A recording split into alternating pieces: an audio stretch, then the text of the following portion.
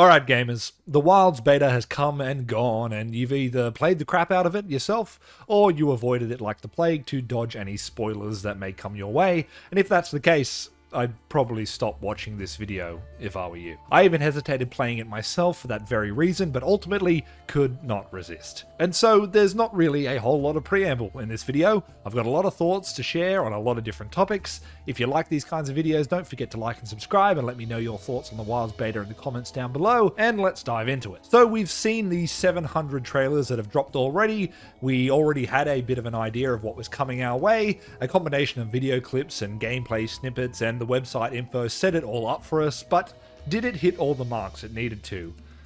Well, yeah, I think so. It is Monster Hunter after all. The pros far outweigh the cons in my opinion, so let's talk cons first and get the negative stuff out of the way. First things first, the elephant in the room.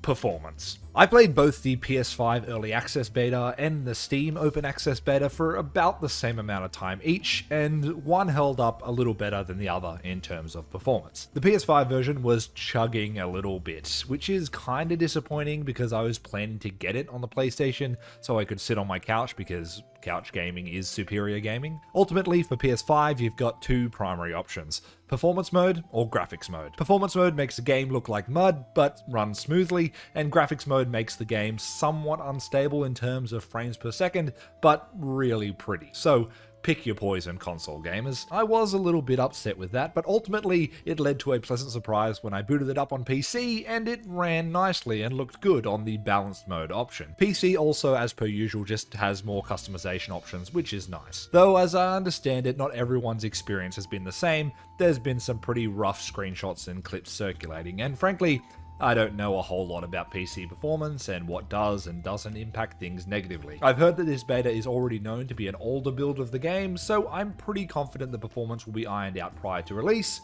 It is a beta after all, this is the whole point of running one. If you've been unable to have a smooth experience even on a powerful machine, I feel for you. But if you're complaining on Twitter because you're trying to run it on a machine that's below minimum requirements, I don't know what to tell you, man. It sucks that PC gaming can be so expensive and convoluted, but it is what it is, I guess. It's a bummer. So performance is a bit hit or miss. Any other cons? Well, not really, but there are a few things that threw me off at first, which I really needed to get used to. The first is the new monster movement. This game is way smoother than World ever was, both in terms of the movement of the player and the monsters. There's a new dynamic sort of system that allows them to seamlessly adjust their trajectory when they're attacking and flow into different attacks, and I just was not used to that at all. I played a lot of Monster Hunter, and so having monsters not follow set, straightforward paths when attacking, but instead honing in on the hunter or changing up the move as they prepare it was a shock to the system, but a welcome one, I must say. It makes for a very engaging battle system that some may find un-Monster Hunter-like at first, but I gotta say it's a blast to interact with. It could also be the fact that all of the available monsters actually use entirely brand new animation sets with some classic movements woven in pretty seamlessly, which again, is awesome in its own right. And one last thing I seem to struggle with at first, again I don't think this is necessarily the game, but just more me adjusting, was the depth perception of the game. I'm not sure why, but I just, for whatever reason, for the first few hours really struggled to judge the distance of my hits and just whiff a whole lot of times. Probably just me being bad,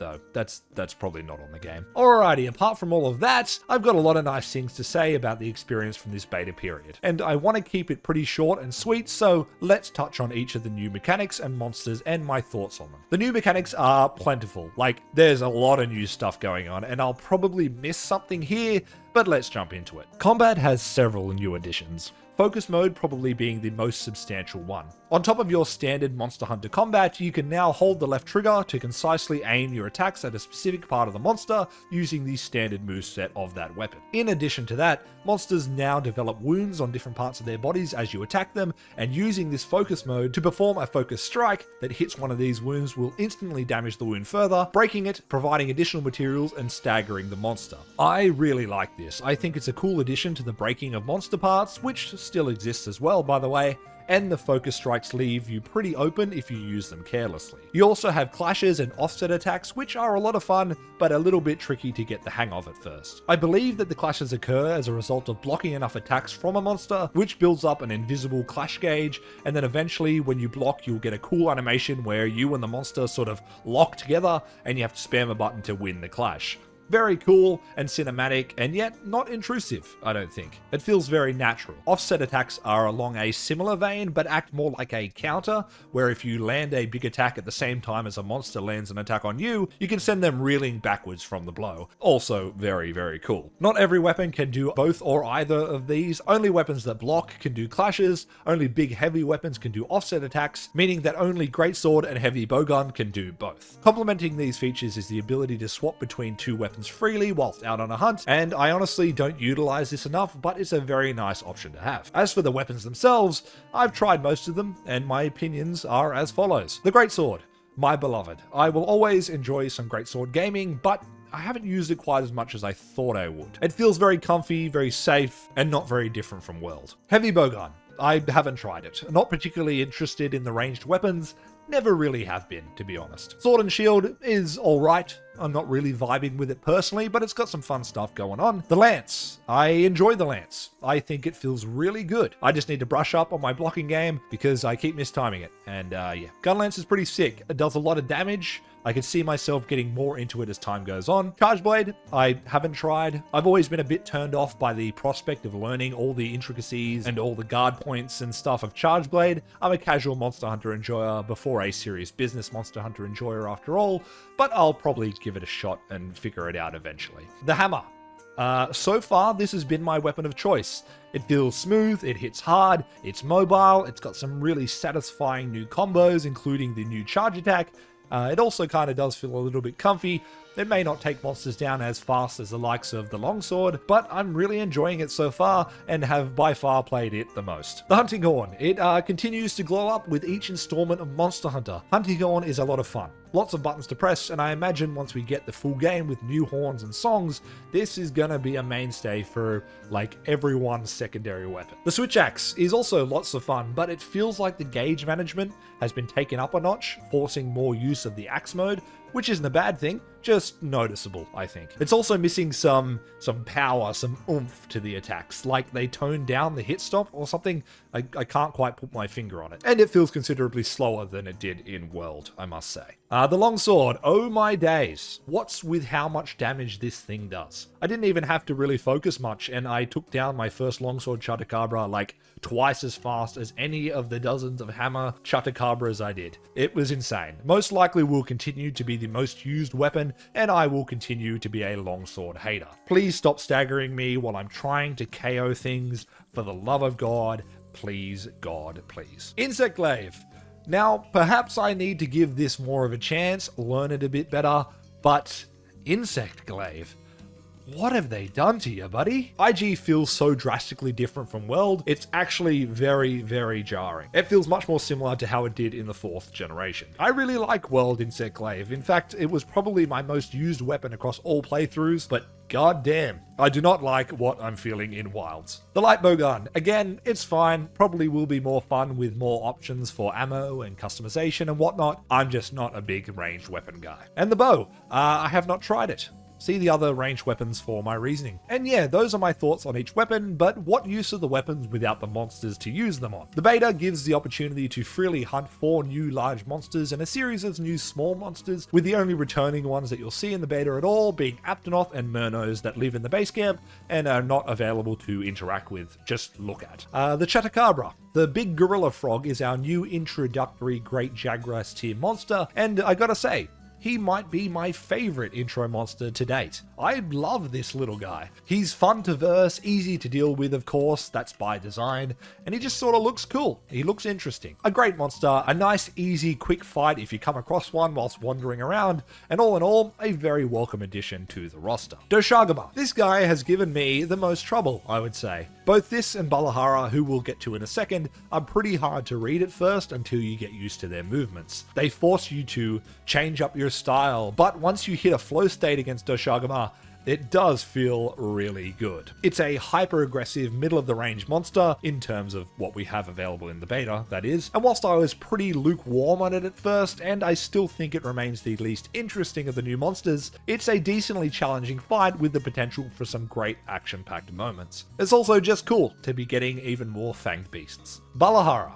My partner says he's horrifying, but Leviathans are so back, baby. Considering how we didn't get any in World because it was not possible to get them working with the terrain, it's crazy to see Balahara's movement be so smooth across the sand dunes. This guy's a little freaky, a little bit weird in its design, but very interesting. Difficulty-wise, I find it to be pretty on par with Doshagama, sometimes a bit easier, sometimes a bit harder, but very different. If we're going off the in-game strength, it's Turf War with Doshagama has Balahara losing a 3v1, so it's definitely weaker. With flowy snake-like movements, some fun underground and environmental interactions, and some clever use of its drill excavator motif, Balahara is also a welcome addition to the roster. Then there's the big guy, the apex monster of the Windward Plains, Raidou.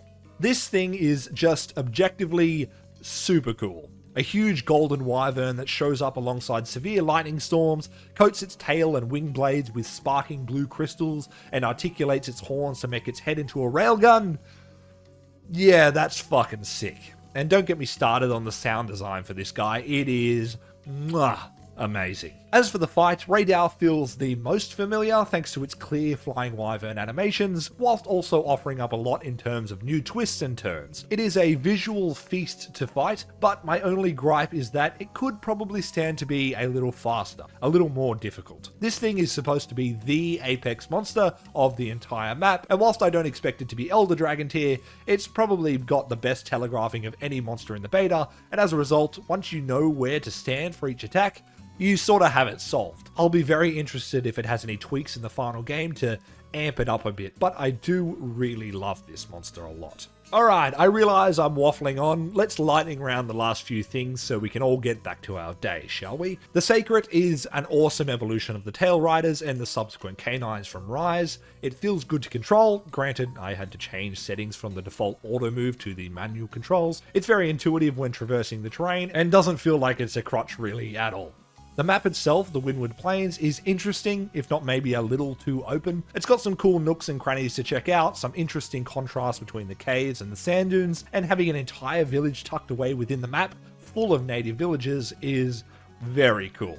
You can even find them out in the field sometimes. I love details like that. I do hear a lot of people talking shit about how brown and dull it is, but I think those people are being disingenuous by focusing only on the fallow period of the map. The new maps have a steady cycle of changing weather that transitions from the plenty to the fallow, to the inclemency, to the plenty, to the fallow, to the inclemency, and so on and so forth. The fallow is indeed cloudy and grey, but like, that's the point. The fallow leads into the Storm of the Sandtide, which is this map's inclemency, which is incredibly striking with the dark skies and the strong electric blue bolts of lightning, and the plenty is gorgeous, with the bright orange of the grasslands and the monsters themselves becoming very vibrant too. I don't know what y'all are on about, it looks great. We also get a taste of the seamless quote-unquote open world. It's not an open world as such, still zoned out and contained, but moving between the base camp and the map is instant. No load screens, and you can also walk up to where the Windward Plains will lead into the Scarlet Forest eventually, so I'm very excited to run between locales seamlessly. The last thing to talk about for this video is the story and characters. We get a brief taste of what is to be expected in the story as the beta begins with the first mission of the full game being playable. Missions are different to quests as they are focused heavily on the story and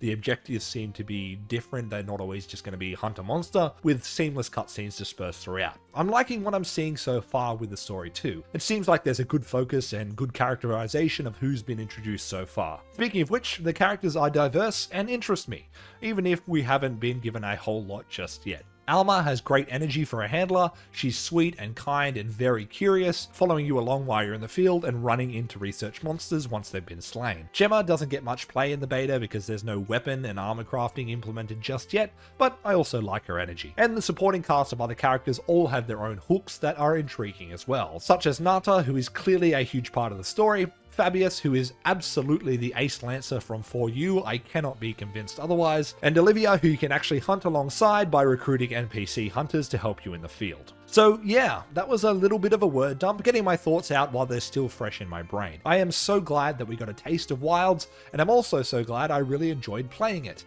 I was apprehensive a little at first, took some time to get used to it, but this is shaping up to be a truly unforgettable experience. It feels like it's a good set of the core fundamentals that make Monster Hunter stand out, with a whole lot of experimentation to complement and contrast against it. So with all that said, the worst thing about Wilds now is that I've had a taste, and I don't get to play it again until next February.